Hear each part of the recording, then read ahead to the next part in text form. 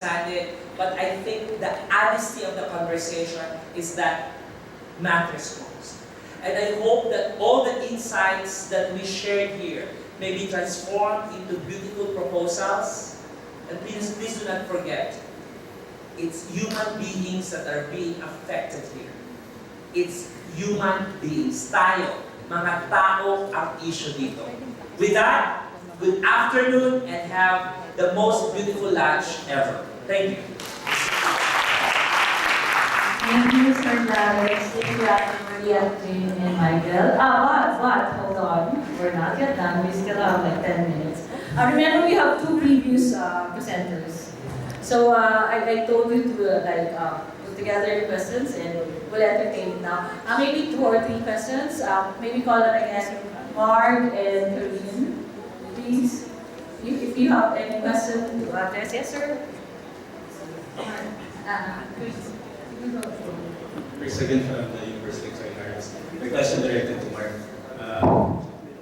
It's interesting to note that you and I are mentioned on the social aspect of vulnerability about when klaro naman yung political bias, but I wanted to understand further yung ideological bias. Does this mean that in the spectrum of political spectrum, being a communist or a leftist versus a rightist or liberal has something to do with vulnerability?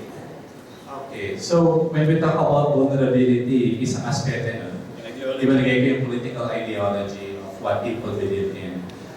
Especially, for example, right now we have a government. If you are declared a communist, or if you have communist ideologies, you become the enemy of the state. And we see this, for example, in the Lumans of Mindanao. When they fight for their ancestral domain, the government brands them not only as a minority, but belonging to a political ideology that they can easily, because it's part of the terrorist list of the government, if you belong to the CPP and PA, and it's become a very convenient label to further marginalize people. And we see this in many parts of indigenous peoples. They become a victim of that labeling.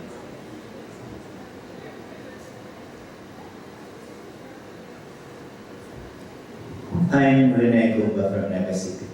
I'm interested about the resource speaker's take on the challenge of making academic researches and scientific studies relevant to policy making, governmental projects and activities. And conversely, how are we in the effort to make the policy making and program implementation more scientific and research-based? Well, our experience in terms of policy making is that there are a lot of this. I'm speaking of the experience of Simbahayan. We have researchers coming from the College of Science doing environmental research, and they are the ones recommending to the local government what needs to be done. But that is where it stops. So it doesn't mean that if you do research for policy, it would be automatically be implemented. Because many of them will think of, again, economic gains. If the policy recommendation is, the research recommendation is we have to stop doing this because it is not sustainable. A concrete example is in Taal volcano. You will see housing already surrounding the volcano, the mouth of the volcano slope, which is hindi talaga pwede yun.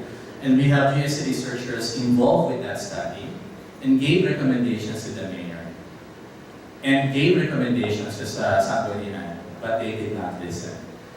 So, not really blaming there is not enough research for policy. It's about, are we using research to guide our policy? And it requires that question to those who are seated in power. That is in our experience in USCC Bayan. Okay, Karine?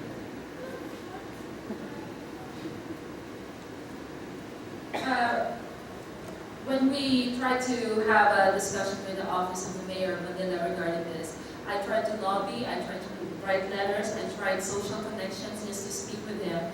But the best that he would entertain me with is to let me borrow tarpaulins, or, sorry, not tarpaulins, sorry, borrow tents whenever I have medical mission in the area with a big logo of the mayor's office. That's the only time that he would give me, that he would notice me. But apart from that, I wouldn't get his attention.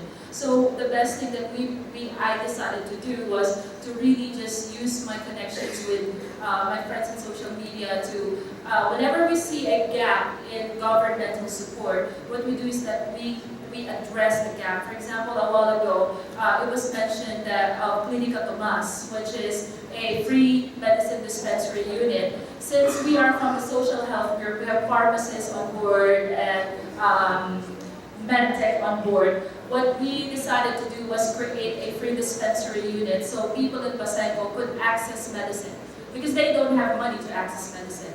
So all they have to do is go to a doctor, have the receipt, doctor's note, give it to our Ate Marie, who is our what we call kasambutika, or more like our partner pharmacist, and then they get the medicine for free. So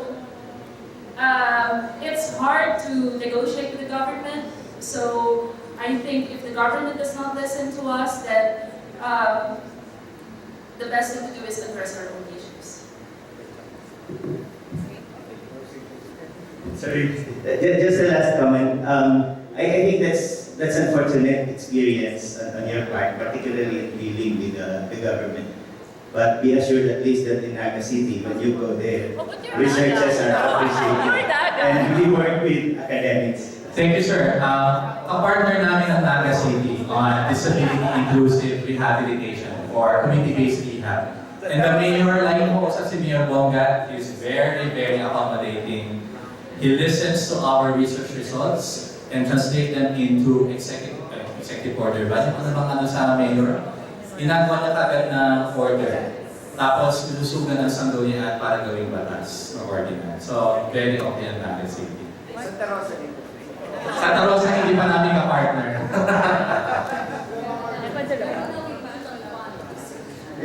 Guys, ladies and gentlemen, I'm always a strong believer of a synthesis, collaboration. The right arm, the right hand, and the left arm. So the government and the private sector. Now, how do you intend to, capture the private sector in this kind of systemic deficiencies that you presented this morning? Because I know for us coming from the private sector, we can be of help, maybe some form of assistance. Just give us your recommendations. Oh, hi. I don't know if it's on. There. It's now off. There. Hello. There. Hi, Fred. Where are you? You're not here today. But private sector. So what we do is, on my part, we have lots of private sector friends helping us now in Paseco. I call it that every time I go to conferences abroad, what I do is that I try to be less introvert and just be friends with every person I can see and then talk to them, especially if I know that they own corporations. And so I pitch my idea to them, like the Clinica Tomas, we literally have no money for that. I mean, free medicine, are we serious? We can't sustain that for a year. So what I did was go to this PhilAm group in Washington, D.C. when I was there for a conference and pitch to their group because they're CEOs of companies. They said, would you mind, so the point is, I asked them, can you support us for 1 year? And I'll swear to you, we will give medicine. So their team went to Paseco just this July to check about the Clinica. They asked me like, so why is it not, cemented? I said, oh, because if you put cement where the waters come in, the water can't go out. So we use bamboo things. So the point is, I think, on our part, because we try our best to deal with the government. Dr. Ray here brought in the House of Representative Research Group to USD so that we could channel our research ideas into policy making. So that's a good start already. But in terms of private sector, we are partnering with, we're hoping to partner with a lot more organizations.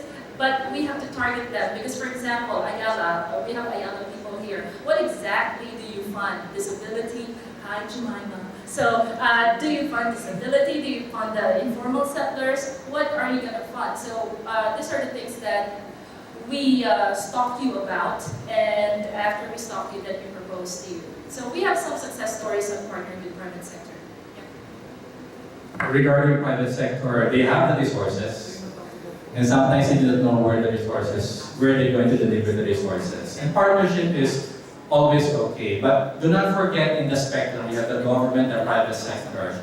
We always forget people's organization, because that is where the sustainability will come in. If we do not organize people, meaning organize, having their own organization, having their own voice, they will end up as recipients of dole-outs.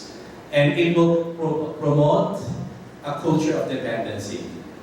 If we look at people, kasi ganun ng government, macro siya, di ba? Siya that will take care of the infrastructure, the private, they take care of the resources. Pag binigay mo lahat sa tao yun, without socially preparing them, it becomes very disempowering. So, they would depend. Ako yun ang isang insight ko in many parts of Paseco.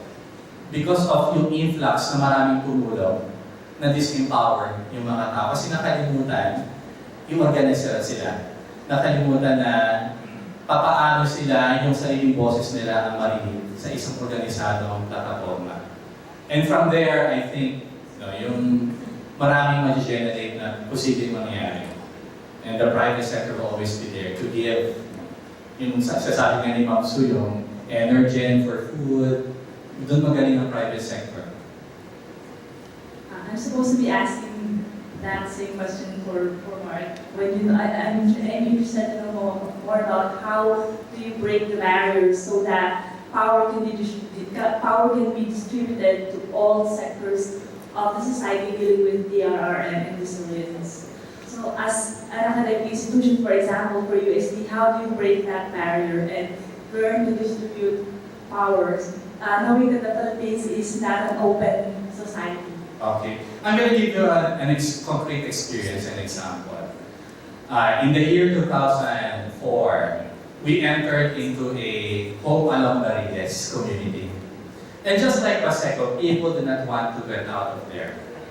Okay? Because they form their families, they love the place, access to services and livelihood. What we did in UST was organize the youth, the elderly, the construction workers, different sectors there. And from there, understand what do they want in life. What do they want for their children? What do they want for their parents? And once you reach that level of consciousness, people will begin to realize that it is not the place for them. So when they were organized for 3 years, mahabang social preparation because we believe that people should be socially prepared for whatever changes, and they should determine where they want to go. Then there came a time after 3 years, they lobbied with NHA, and they were the ones who chose the relocation site and talked to the mayor of Bulacan and gave that land, and NHA developed it and then transferred it. It was not an easy process. 3 long years of different sectoral organizing. And that was the main goal. Now, the livelihood is just for support. The medicine is just for support. But the goal is to get them out there because they cannot live in that area. They cannot live a life of dignity. To get there takes a lot of conscientization. To get there takes a lot of organizing. And that is our experience.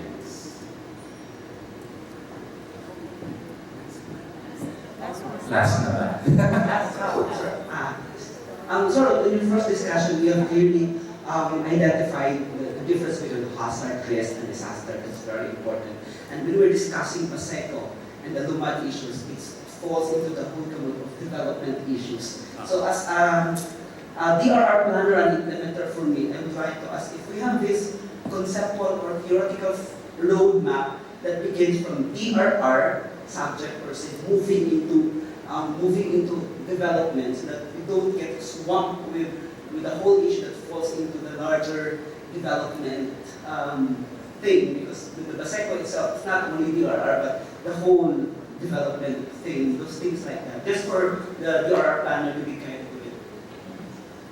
In community-based DRRM, one of the experts which will be your speaker, Dr. Emmanuel Luna, this October 25, and he will be speaking about that community-based DRRM. But he became a professor and I've been involved in his project regarding community-based CRM. One aspect is, do not impose the concept of development in a macro perspective. Let people identify what is development for them. And for example, Dr. Clarence Batan asked the child, Michael, what does he want in life and what is that purpose? And when people lay out those dreams, that is the first start. That is how they define development. And technicalities come in. What are the steps that they need to do in order to achieve that dream? At doon na papasok yung mga different tools that we have. But you start from there, realizing that these are people and they want something good in their life. And you have to call it out from them and make them realize what are the things that they need to do in order to achieve it. Paminsan-minsan, they have no time to think about it because they are in a life of survival every day. But if you ask them time to pause and reflect, then through organized efforts, they can achieve what they want and have the development that they want. Thank you.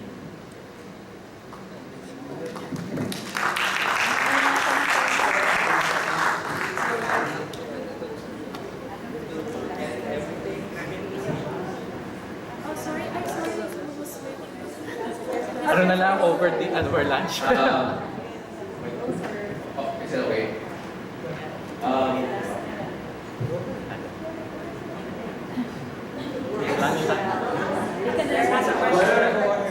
Why don't we take a break now for lunch? Please be back here at 1:30. You can come up and ask your question. Mark and Corinne will stand right here and answer. Thank you all. We'll see you at 1:30.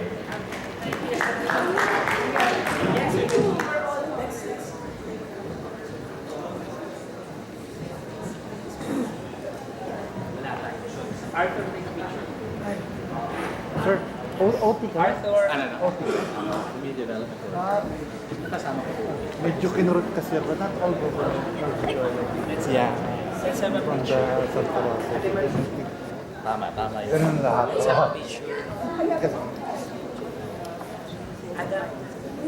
For that session. Said you have a child at Brown? The other half of me feels like that. What's she studying?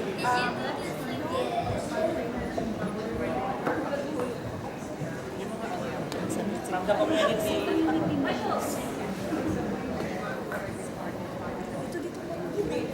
Sige, sige. Sige, sige, sige.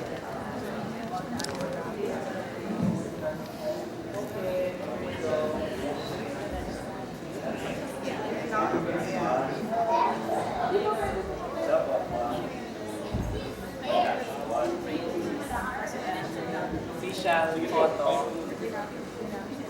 She's soon. I'm Lily. But tell her that she wants to come somebody to understand him.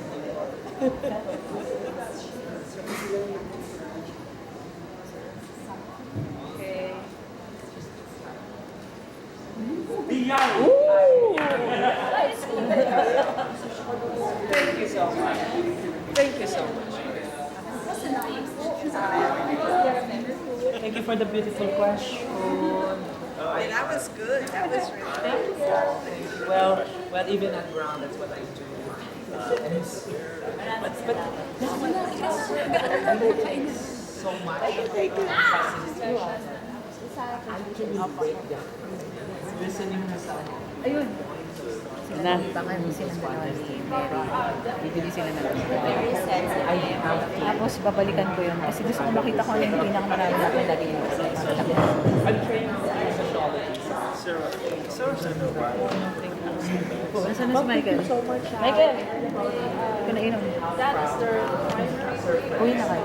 Yeah, sabi niya kasi we are all the seniors down at Brown at Doom, right? Kasi doon kami nag-second and the fellowship and So first, napadala ko na lang. after so many years, right? Yung tanda na rin. Two graduates. And then, sabi niya, you know what are these parents of those who are studying, who are willing to help, right? you so much to volunteer. Oh, yes.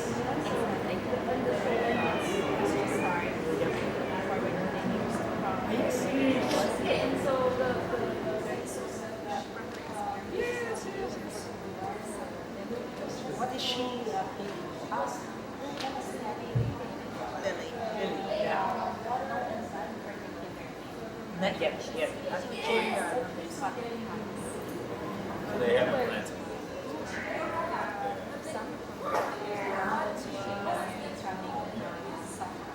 Okay. That's good. I think they have a strong. Sociology would be. Well, yeah.